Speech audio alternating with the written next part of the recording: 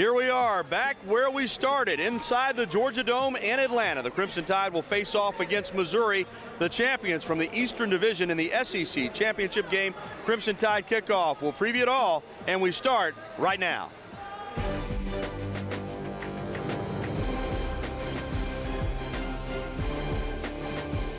Crimson Tide kickoff, brought to you by Barkley Buick GMC Cadillac.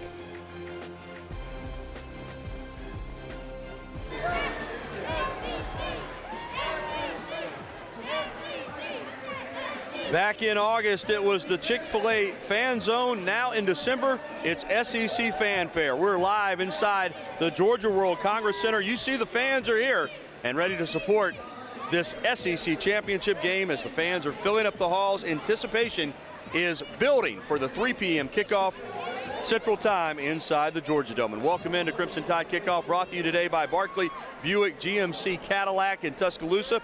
And with that, we say hello to you. Welcome into the championship edition of SEC Crimson Tide Kickoff. I'm Gary Harris. We're with you for the next hour, breaking down this big game, and we'll start by telling you what's coming up. We're going to break down the Missouri Tigers from every angle we can with special guests like Barrett Sallee and Martin Houston. We'll also look back on SEC championship games from the past. Plus, we relive one of the first milliseconds, which takes us to the College Football Hall of Fame. It's a great look inside a facility that's located right here in Atlanta. But we start, as always, with Bama headlines.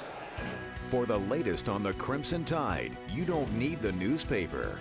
You need headlines. Tigers, we remember 55.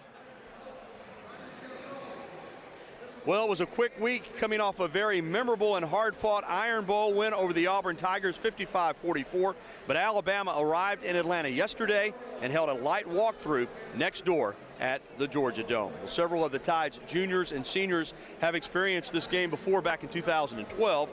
But for Coach Saban, he's preaching to his players the importance of not getting involved in all the hype surrounding the game.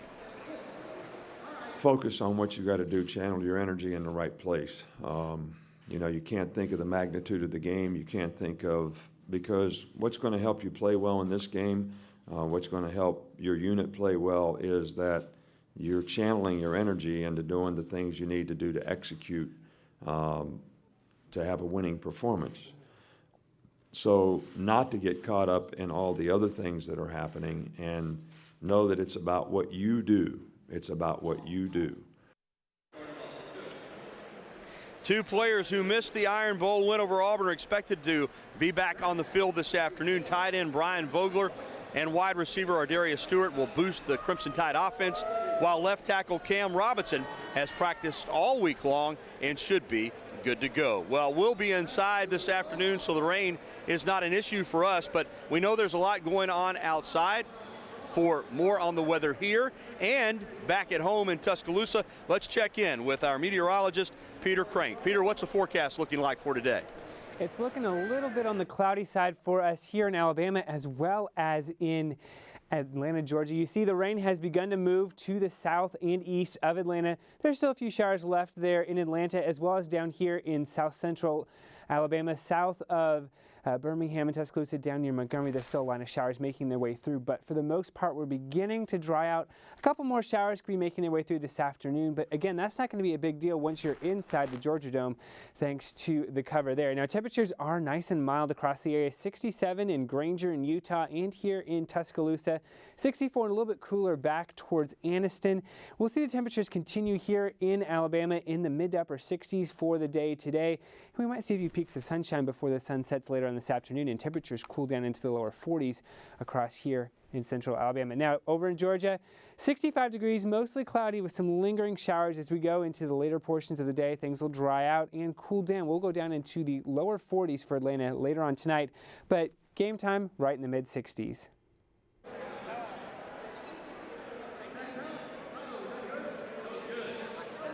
Thanks, Pete. What about all these fans behind me right here? Check it out.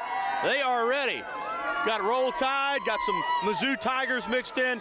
This place is jumping. Much more CTKOs on the way, including a look back at some classic Alabama victories in SEC championship games from the past. But next, he was a good luck charm the first time around in Atlanta, so we decided to have him on again. Barrett Sallee from BleacherReport.com will join us to break the game down. That's coming up on Crimson Tide Kickoff. Stay with us.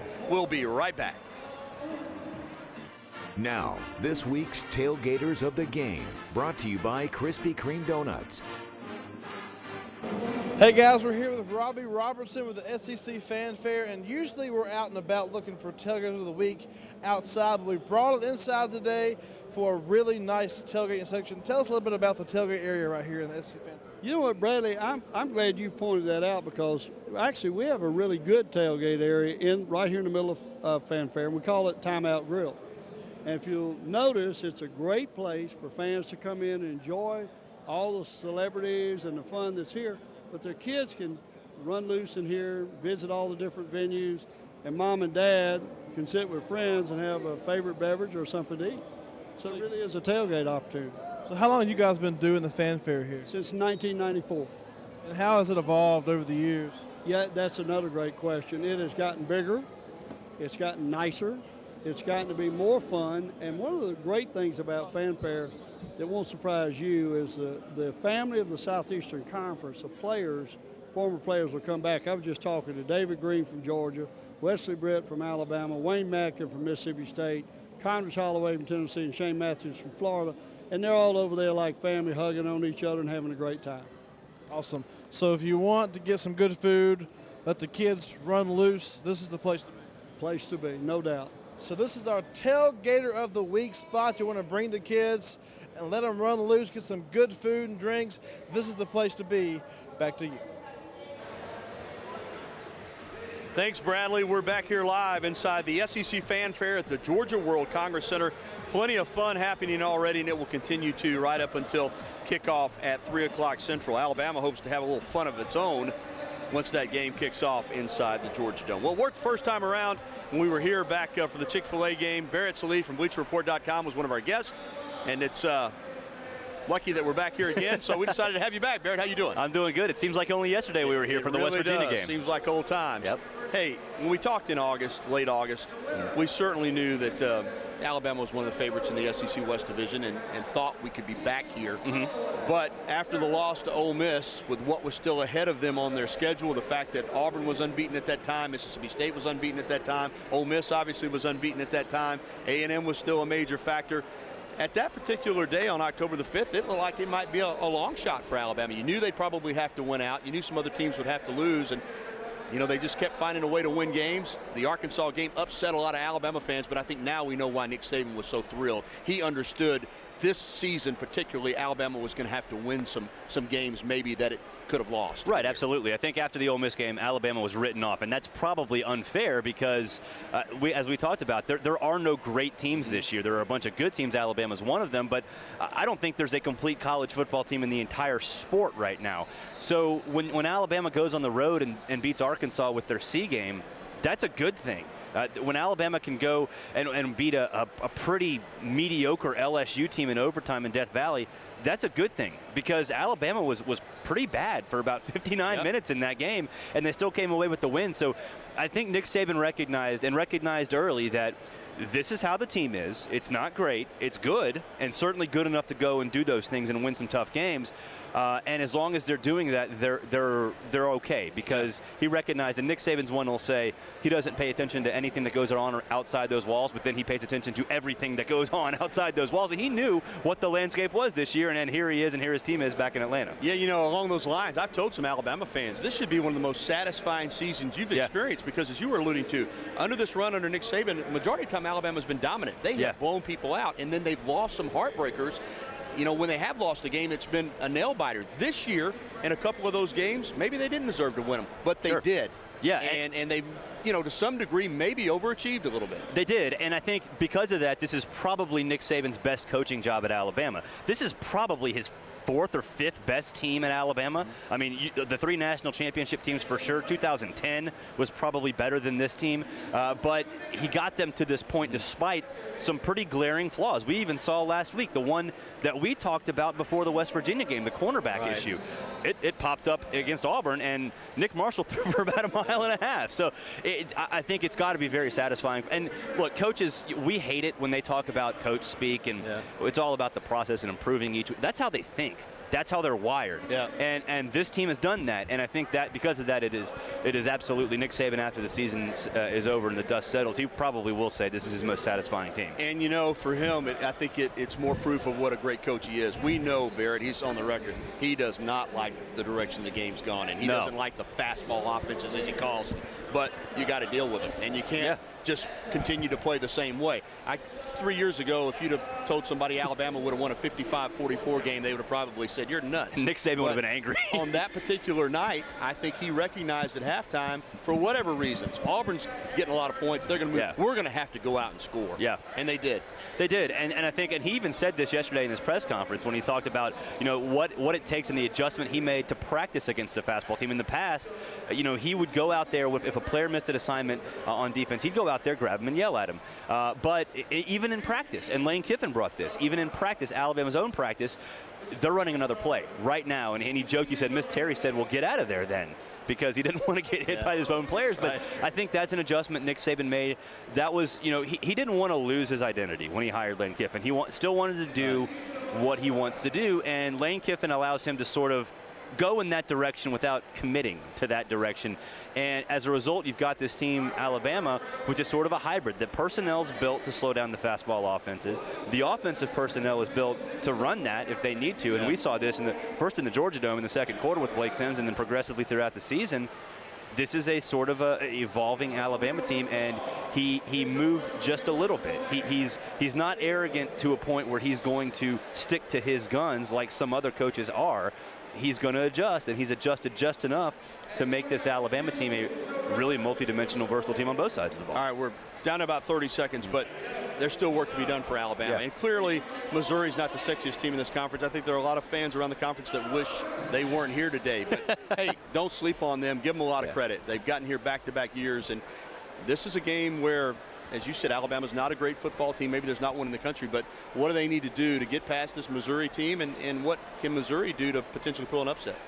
For Alabama, win first down. Get in 2nd and 3, because if you get in 3rd and long or 2nd and long against Missouri, Marcus Golden and Shane Ray are going to get to Blake Sims. Cam Robinson's a good tackle. It doesn't matter. They're really good pass rushers. And conversely, for Missouri, win first down and get in those 3rd and long situations. So your defense, which has been the strong point, Dave Steckel is a Broyles Award finalist for a reason.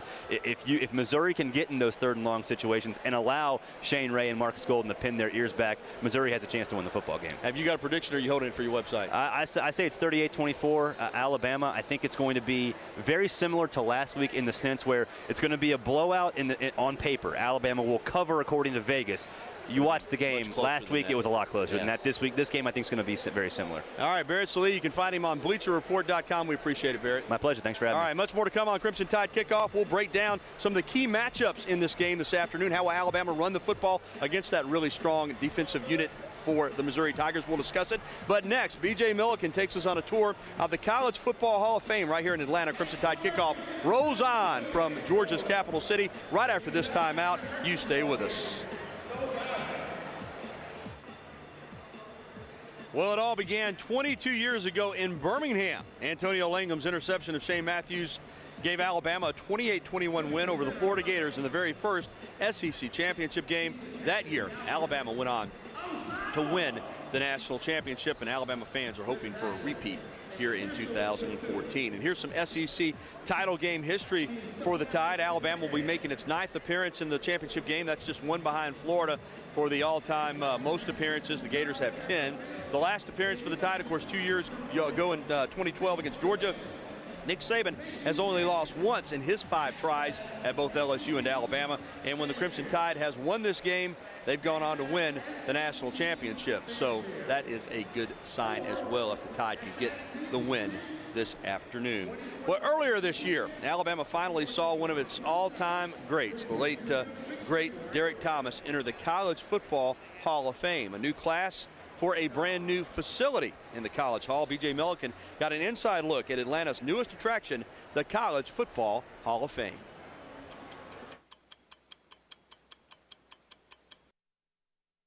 Yeah, we're here at the new College Football Hall of Fame in Atlanta, Georgia. They had moved it from South Bend, Indiana. It's now here in this brand new facility behind me.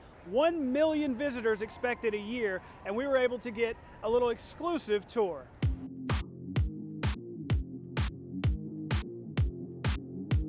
The first thing you see when you walk in is this gigantic wall of helmets. 768. Welcome to the College Football Hall of Fame. All right, we've got some Alabama fans here. Football pride, Crimson Tide, roll Tide, roll Tide. So the first thing we see when we come upstairs is a giant touchscreen interactive video wall. So you can really spend a lot of time probably right here at this board if you're a big college football fan, because lots of stuff on here, lots of good video to look at. So this is a pretty cool feature.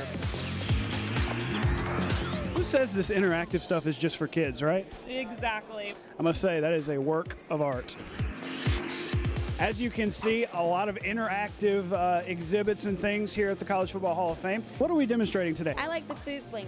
Okay, show us the food. Okay, so you just click on the food and you have to make it reach all the way to the fans. Yes. Useful skills. Useful skills, exactly. So this is something that really adults and kids can kind of come through and have a lot of fun with. Definitely. I personally like it, and I'm 23, so. We have 15 different stadiums you can select from. Could I get you to select Bryant-Denny Stadium? We don't have them yet. No Bryant-Denny Stadium. We've got a lot of good teams like Georgia. Whoa. Wait, say that again? Georgia. No, this is the first. Good. Good teams like Georgia. Here with Mr. College Football himself, Tony Barnhart. We knew it was going to be good, but it surpasses even my wildest expectations. All right, well, Alabama goes to LSU this year, so we're going to kind of give you a preview of what you're going to see here at the College Football Hall of Fame. You can do that, right? Yes, definitely. Okay, we're going to run on the field with the Tigers. Coach Les, he's already has his grass smoothie. All right, here with Danny Warfel. This is crazy. This is, you know, your great-grandparents would love being here, and your 5-year-old kids would love being here. It's just amazing. The tastiest Bermuda grass on the planet, according to Les Miles. I've actually had a taste of it myself. And how was it? It wasn't too bad. Yeah? I had to try it when I was down there. It tastes a little like grass? First try of grass, so hopefully we'll beat Bama this year. Now let's cut. You know, this is my job, so I better be good at this part. Come on, let's see how I do. There goes Davis. He's going to run it all the way back. Oh, are there flags anywhere? Any flags? Can I get a flag? Well, get the fans off the field. We're going overtime. Just trying to change history, guys. Thank you, BJ. Great piece and great facility. If you have not checked it out, next time you're in Atlanta, make sure and visit College Football Hall of Fame. You will enjoy it. Well, one of the key matchups in this game can be found where else? In the trenches. Alabama's big offensive line against Missouri's very fast and athletic defensive line. Mizzou comes into the game having notched an SEC leading 38 sacks, led by defensive ends Marcus Golden and Shane Ray. Now the Tigers will try and put a lot of pressure on Blake Sims and force him into the same kind of mistakes he made last week against Auburn, throwing 3 interceptions. But the Tide players are certainly aware of how good this Missouri defensive front is. The defense just give you a different look. I mean, the front four, those guys are good. I mean, you can put them anywhere, move them anywhere. They sort of like Tim and Rashard, like on the scout team. Body quickness, they can move real good. So it's going to be a big deal keeping those guys on lock. Watching tape for one day, the defensive ends look really talented. They come off the ball, they play really hard. Secondary's really good also. So we're going to have a pretty good task at hand, but I think we can take care of it. First person to get their hands inside usually going to win the battle. So we just have to get our hands inside first and just hold on and block them until the play's over with. And here's a look at the numbers for the Missouri defense. They're pretty much middle of the pack in most categories in the Southeastern Conference, but they are very talented. They've got some future NFL players on this defense, led by those 2 defensive ends that we just talked about, and they will get after the quarterback. The Tide's got to be ready for that. Well, much more still to come on Crimson Tide Kickoff from Atlanta, including a guy who played in the first SEC championship game for the Crimson Tide. He'll join Jen Chapman back in our studios in Tuscaloosa to talk about this matchup. But next, we break down the game a little bit more and get some live interaction right here on the floor of the Georgia World Congress Center. We're live at SEC Fanfare. Stay with us. CTKO rolls on live from Atlanta right after this break.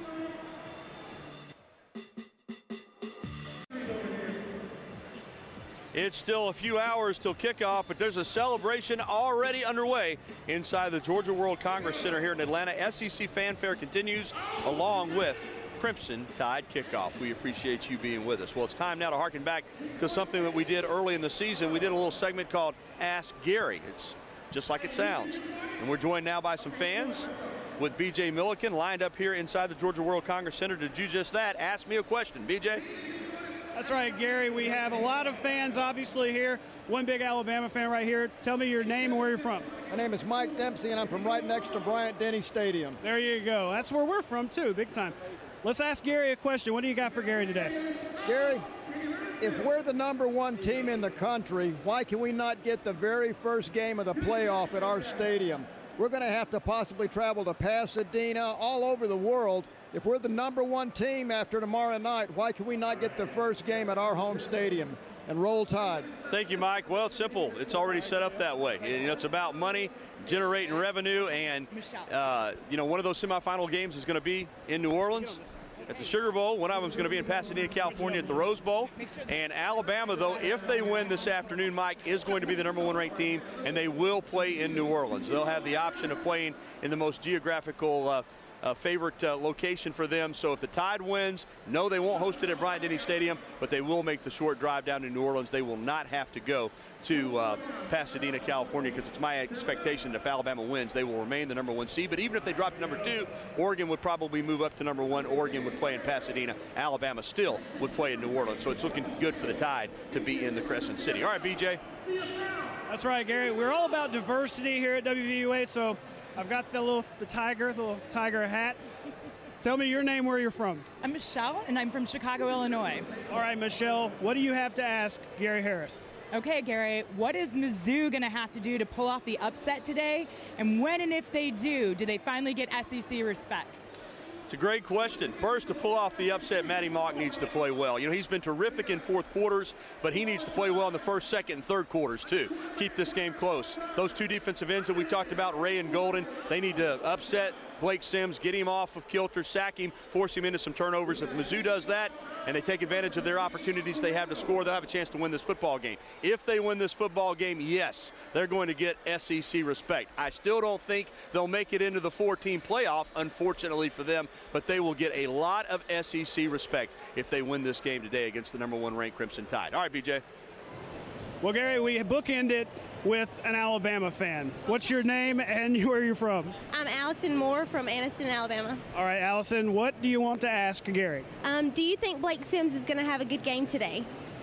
I do, Allison. I mean, even the games where he hasn't played his best, he's played his best when he's needed to play his best. And for the most part, he's been consistent. But, you know, he has struggled at times, but you look at how he shook it off in the LSU game. You look last week, he threw a third interception early in that third quarter against Auburn. You know, Coker was up warming up, but from that point on, he was 10 of 12 and made every play. So I think Blake Sims is going to play very, very well. I think he's a top-flight SEC quarterback. All right, I tell you what a good segment. I enjoyed answering those questions from the fans here at SEC Fanfare. Well, when we come back, we're going to have a flashback to an SEC title game that always makes Tom Roberts of the Crimson Tide Sports Network smile. He'll reflect on that when we come back. Stay with us. We're back on Crimson Tide Kickoff. Right after this, the Alabama fans and the Missouri fans are going at it, all in good fun, though.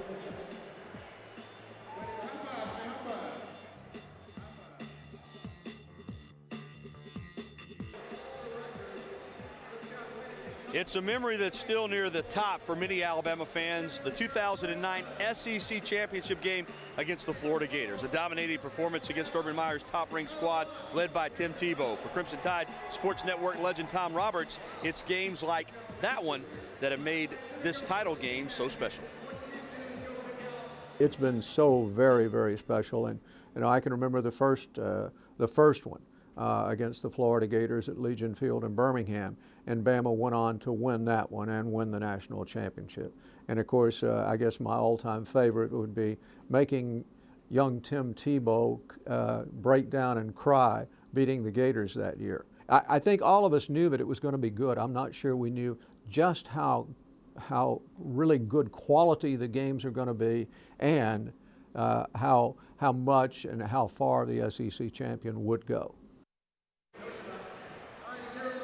Tom is retiring in January after 36 years of service to the University of Alabama. He is going to be missed by everybody that knows him. He's a great guy, but maybe the Tide has one more SEC championship and one more national championship in store before Tom hangs up the microphone. All right, Jen Chapman is standing by along with Martin Houston to talk about the SEC championship game. They're back in Tuscaloosa. Guys, take it away. Thanks, Gary. And Martin is very familiar with the SEC championship. He was a fullback for the Tide from '88 to '92. Martin, you guys won 2 SEC championship titles, but we've got to decipher this because the first one you guys won in '89 was actually just for the regular season. Correct. That's correct, yes. And of course, you know, that was a great win, but that was when it wasn't decided on the field, and I had the opportunity to play in that 1992 first ever inaugural SEC championship game. And what a great game and what a great memory. Well, before we get to that one, we were just talking off camera about 1991. And why don't you tell the viewers a little bit about that? Well, you know, if you remember back, we won our first game, then lost to Florida. And from that Florida game, we went on a 10-game win streak, Jen. And at the end of the year, we were like, man, we wish that SEC championship game was this year so we could play Florida again because we could beat them. And then fast forward a year later, we're 11-0. We hadn't won anything. We were like, why they come up with this stupid SEC championship game? Because now we hadn't really won anything but a West Division championship. But of course, things turned out great for the Tide, and I think it actually changed college football from that because of that one game. Yeah, now since '92, there is an SEC championship game. So let's talk about the very first one and you guys winning it. What was that like? Well, it's hard to imagine what that felt like. As long as football had been going on, Jen, all those teams that had taken the field in the SEC before us had never got to settle the championship on the field against an opponent like that. So preparing for that game and having an opportunity to go against a top-notch opponent was unbelievable. The atmosphere was crazy. And, of course, it was the coldest, if anybody remembers, it was the coldest game I think I ever played in up in Legion Field. But it was absolutely a great time, a great preparation. And, of course, we came out and was able to take care of business. With the college football playoffs on the line, we were just speaking about the other conferences that don't have a championship. What do you think those conferences lose out on in not getting to play a championship game? Well, I think, first of all, the players lose out. I think, you know, ultimately you're going to still have a champion, but it gives, like today, Missouri would not have this opportunity had there not been an SEC championship game to go out and prove that they're one of the better teams in the country. So it gives those teams the opportunity to go out and show that they belong at the top, and it's not just you played this group of teams, I played this group of teams, and we're not sure, so this guy's a champion. You actually saw the champion on the field. So, and then the atmosphere of playing in a championship game is something that I can remember as a kid when I started playing in the 4th grade. I never got that opportunity to win a championship game, had lost one before, and to have that opportunity to redeem that moment was a great experience. We've got a little time left. Just quickly say, what was it like prepping for a game of that magnitude? Wow, you know, you try your best. I would love to say, hey, there's no difference. You try your best to make sure that you don't get out of your routine, but it's hard. And I couldn't imagine what it's like today, Jen, with all of the distractions and the different things that come in with Twitter and Facebook and all social media. I could only imagine. But as far as what you do, you shouldn't change anything, because the reality of it is, if you're a champion of your division, you've played well enough to win, and you need to continue to do those same things. And I think you even heard Coach Saban say, hey, this week we need to focus back on fundamentals and make sure that we're doing the right things. Tackling, running, special teams still wins football games. Look at this insight we're getting from Martin Houston. We'll have more to come on CTKO in Atlanta when we return. More from Crimson Tide players on what this game means to them as they have a chance to win an SEC title like this guy. And we get a look behind enemy lines from a guy who has been on both sides, Missouri and Alabama. D. Jackson from Kansas City, Missouri, checks in. That's coming up after the break. Don't go anywhere. CTKO is back live from Atlanta.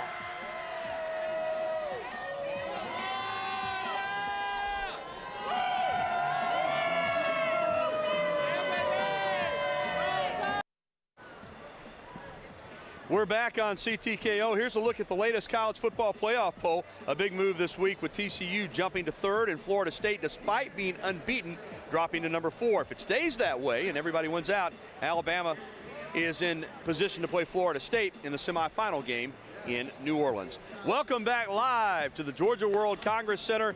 SEC Fanfare is in full swing a few hours before the SEC Championship game next door at the Georgia Dome. It kicks off at 3 o'clock Central Time here in Atlanta. Well, in the TV business, you often get the opportunity to cover teams in different markets.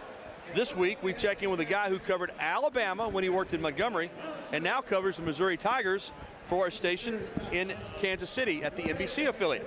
D. Jackson now takes us behind enemy lines.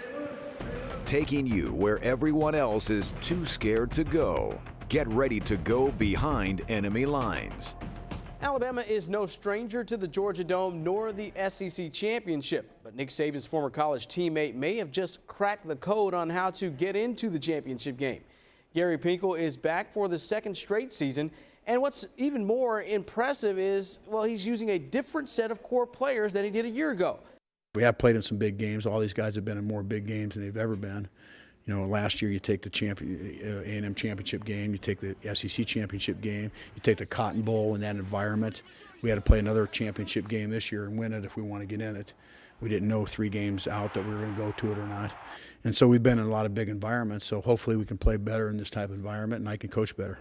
Matty Mock is the full-time quarterback, and on defense, Marcus Golden and Shane Ray lead the charge. This defense is committed to trying to slow down number 9 in the crimson jersey. You know, everybody knows exactly what you have to expect from them as a team, and right now, you know, we're going to start our preparation in game film and just get ready to play a football game. If he want to run short routes, he can run short routes. We're going to come up and tackle. So it's just really eliminating the big plays. Mizzou's bounced back from an embarrassing loss to Indiana and a tough match against Georgia. They're fighting hard to gain respect in a division that's seen much better times. But a win against the number 1 team in the nation and an SEC title will be just what the Tigers need to finally put this program on the map. But Alabama's talent level may be just too tough for Mizzou to handle. For Crimson Tide Kickoff, I'm D. Jackson. Gary? Thank you, D. Appreciate that inside perspective from the Missouri point of view. Well, here's a telling stat. Missouri has 7 SEC wins.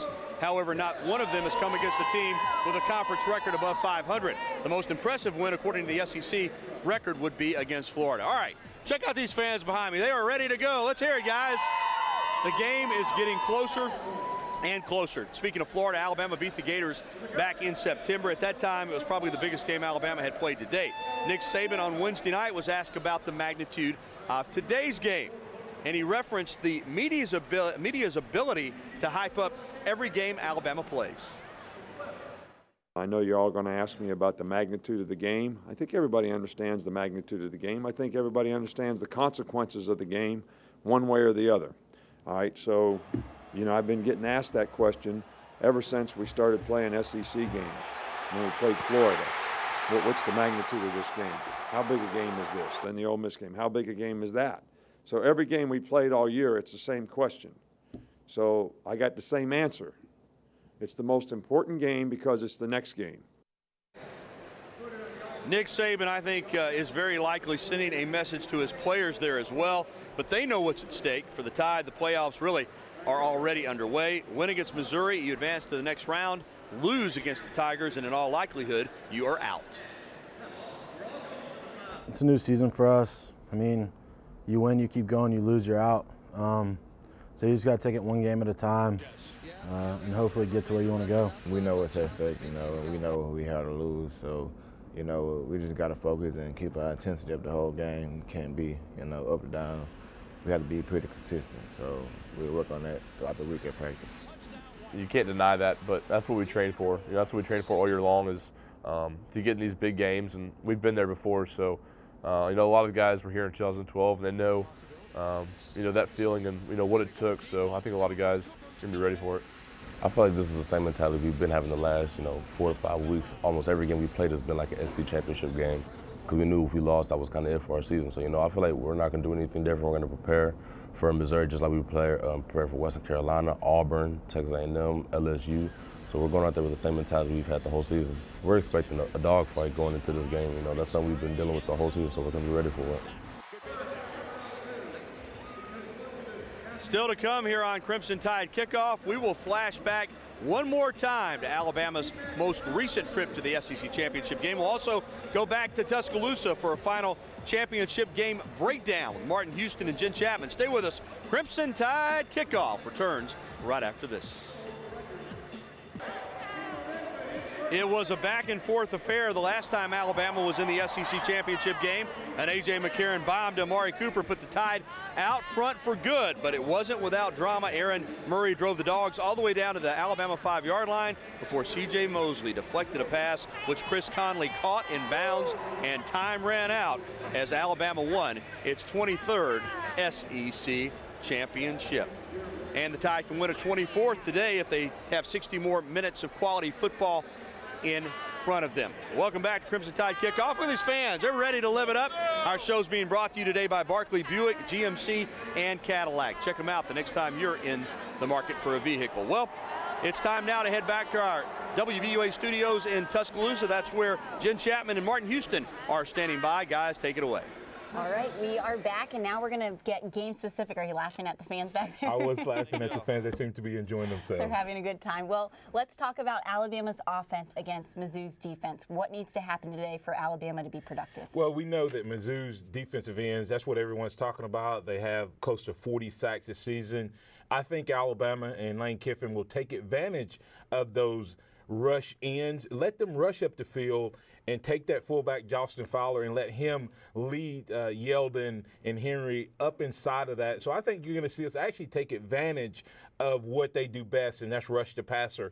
I also think that you'll see Kiffin throw a lot of quick passes because that's one way to eliminate the pass rush. You get it out of Blake Sims' hands really quick, use a little play action, and I also think you'll see him try to take the top end off. And what I mean by that is send some early deep passes to Amari Cooper to slow down that pass rush as well. And that usually works. Do you think that Sims will also be on the move a little bit more to try to avoid those sacks? I think we'll move the pocket some. I think we'll have – I don't think he does as well when you roll out completely, but I think when we move the pocket a little bit, it gives him just a little bit better vision of the field when he's not behind, 6'5", 6'6" offensive linemen. Sometimes it gives him a little better vision down the field. So I think you'll see us move the pocket some to help avoid the rush as well. All right, let's flip it. Let's go Alabama defense against Mizzou's offense. What does the defense have to do? Well, I think we have to be ready to play a hurry-up style. I think they're going to try that to see how we respond. And if you watch last week's game against Auburn, you have to know that they're going to try to get us deep with the deep balls.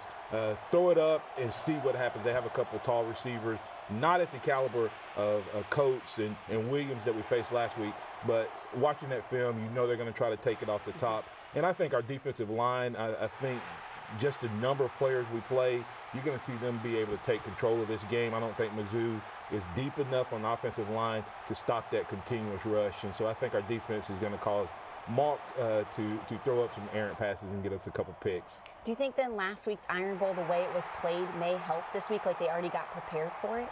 Well, I think it's going to help in two ways. First of all, if you're an Alabama defensive player, you probably were dreading film, knowing that Coach Saban and Coach Smart were going to be watching that film, and when you let a team get 600 yards, you're already on edge. And so I think that is part of the advantage of having played a game like that. You know what you need to do to correct it. And then also, as you say, playing against a hurry-up where they're trying to spread you out, I think that's going to play to our advantage as well. Martin, we're so glad we had you here on set. Very insightful. We learned a lot here. He knows a thing or two about the fullback position, and Alabama's got a good one this year in Jalston Fowler. What do you think about him? I love it. They don't use him enough. Oh. Give the fullback some love. He's the focus of this week's Player Spotlight. Maybe we'll see more of him today. Let's check it out with Andrew Clare. Senior fullback Jalston Fowler has been an unsung hero for the Alabama offense this season. His unselfish play has helped the Tide reach the SEC championship game. It's a big accomplishment. I mean, we lost that one game, and we know we had to build from that, so we just kept building, kept getting better every week, kept working. I mean, it feels great to be back in this game. This will be the second time in the last 3 years that Alabama has reached the SEC championship game. But this will be the first time that Fowler plays in it, even though he was on the team back in 2012. I didn't really get to play in the game because of my injury. So I just remember that last second when the guy caught the ball and he fell. And that was one of the happiest moments in my life because we won the SEC championship. The Tide will be up against a Missouri defense that ranks in the top 10 in almost every defensive category. Fowler says the Tigers play a fast and physical brand of football. The defense just give you a different look. I mean, the front four, those guys are good. I mean, you can put them anywhere, move them anywhere. They sort of like Tim and Rashard, like on the scout team. Body quickness, they can move real good. A win over the Tigers will make it 24 SEC championships for Alabama and would solidify their spot in the college football playoff. For Crimson Tide Kickoff, I'm Andrew Clare. CTKO is coming back to wrap up the show after the break. Next up, it's another edition of Scott on the Street with Scott Braswell, plus a final look at the local forecast. Stay with us. CTKO rolls on live from Atlanta after the break.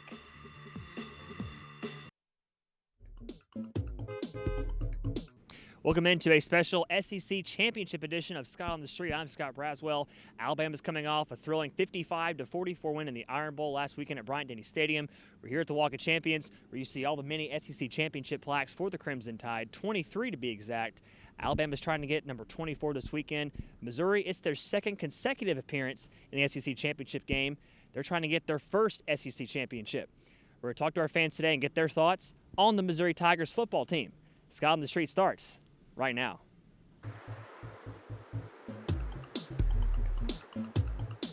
Brandon, big game tomorrow, SEC Championship.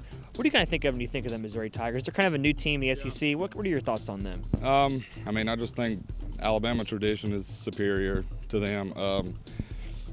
I hope that we show them that they don't belong tomorrow. I've never been there, so I can't really say that much about it, but all I know is that Alabama's the best, so they can't compare.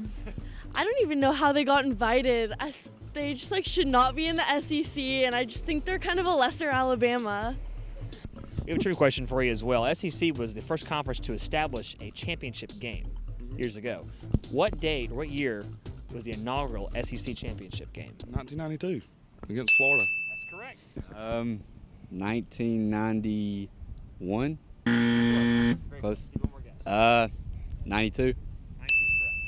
1956. 1987. I'll give you one more guess. 1992. Yes, that's correct.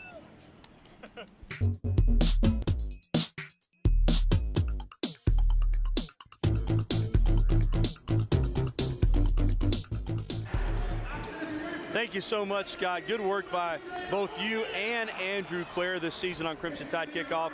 Tell you what, these guys are still students at the University of Alabama, but they are doing a terrific job and have a bright future in the television business, that's for sure. All right, let's get a final check on our forecast, and for that, we head back to Tuscaloosa to meteorologist Peter Crank. Peter? Hey Gary, thank you very much. We are looking at temperatures on the warm side again for the afternoon today, but as the clouds clear out later on this afternoon, we're going to see those temperatures cool down. You can see that up in Tupelo, Mississippi, already at 57 degrees, 10 degrees cooler than we are here in Tuscaloosa. And then over in Atlanta, we're still sitting in the lower 60s right now there. And really across the nation, you can see the temperatures are cooling down off to our north.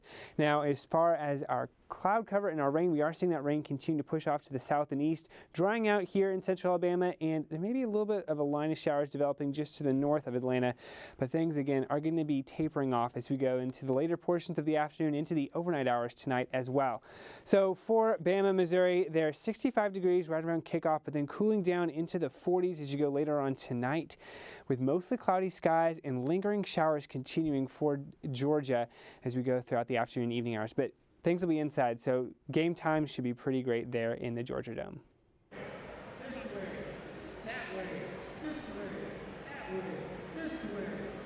All right, that's just about all the time we have for this special SEC Championship edition of Crimson Tide Kickoff from the Georgia World Congress Center. A reminder tonight, Sports Saturday, right after the 10 o'clock news and weather with Jen Chapman live in Tuscaloosa. BJ Milliken and I will be live at the Georgia Dome with a full recap of SEC Championship Saturday. A special thanks to everybody who's worked so hard to make this a great year for Crimson Tide Kickoff. We got a terrific crew. Want to thank all of them. They worked so hard to make this show a success. Again, Sports Saturday tonight, right around 10:15, your SEC Championship recap. And as we wind it down, check out all these Alabama and Missouri fans.